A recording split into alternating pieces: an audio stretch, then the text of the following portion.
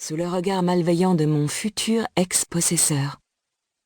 Je ne réalisais d'ailleurs pas bien encore ce que je disais. Futur ex-possesseur. Il sortit d'un pas maladroit, signe qu'il était bourré. Bordel, comment pouvait-on être bourré à 9h du matin? À côté de mon lit se trouvait un vieux sac vide, avec des affaires dessus que m'avait acheté John pour l'occasion. Des sous-vêtements, 2 jeans et 2 pulls. Quel homme attentionné. Je pris les affaires posées par terre et les enfouis négligemment à l'intérieur du vieux sac. Mes chaussures usées aux pieds, je sortis du placard à balai qui me servait de chambre. J'étais si pressée de partir de cet odieux endroit. Définitivement. Je montai les marches à toute vitesse et tombai nez à nez avec le clochard qui m'attendait devant le seuil de la porte d'entrée. « Viens ici !» Méfiante, je m'approchai. Il posa ses maigres mains ignobles sur ma tignasse mal coiffée, essayant de tirer mes mèches rebelles vers le bas dans l'espoir d'arranger mes cheveux. Face à mon mouvement de recul, il emprisonna violemment ma mâchoire entre ses doigts. Il me força à le regarder alors qu'il crachait. « C'est moi qui devrais être dégoûtée de te toucher, espèce de petite salope. » Je le fusillai du regard, mais ne répondis rien. D'une main ferme, il me tira à l'extérieur. C'était un beau jour en perspective, surtout pour moi. Il s'avança vers la voiture noire, stationnée près de chez lui, dont il ouvrit la portière afin de me pousser à l'intérieur. « Tu n'es rien de plus qu'un horrible sac à problèmes, sans compter tes nuits à chialer comme une gamine. Il le comprendra rapidement et voudra sûrement se faire rembourser, mais tu lui diras que c'est impossible. » Avant que la portière se ferme, un ricanement malsain quitta ses lèvres. Je soupirai de soulagement et mon rythme cardiaque se calma lorsque je sentis enfin la voiture démarrer. Le conducteur n'était pas bavard, pour mon plus grand bonheur.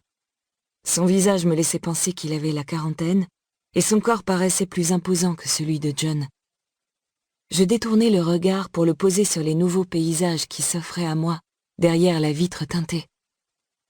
Je m'éloignais de cet enfer où j'avais passé la moitié de mon adolescence. En quelque sorte, j'étais libre, loin de John, celui qui m'avait arraché à ma vie d'avant, qui, par cupidité, avait jugé bon de m'effacer de la réalité. Je suis libre. Bordel, ce moment, j'en ai rêvé depuis si longtemps. Cette pensée me fit sourire comme une enfant, et les larmes me montèrent aux yeux. Je commençais enfin à voir le bout du tunnel dans lequel je m'étais perdu pour le seul membre de ma famille. Cependant, je redoutais mon nouveau possesseur. Je savais qu'il n'y avait pas pire que John, c'était une certitude, mais je me demandais qui était cet inconnu. Que comptait-il faire de moi? Et allait-il lui envoyer l'argent que je gagnais? D'ailleurs, je n'avais pas eu de ses nouvelles depuis le début de mon travail. La vague idée de m'échapper de chez mon futur possesseur me traversa l'esprit, mais c'était trop tard. Ma vie était foutue, je n'avais nulle part où aller, et surtout, je ne savais pas où j'allais. Le trajet était long, très long. Entre-temps, la nuit était tombée. Je m'endormis au moins une vingtaine de fois. Puis, je me concentrai sur le conducteur qui n'avait pas parlé depuis notre départ.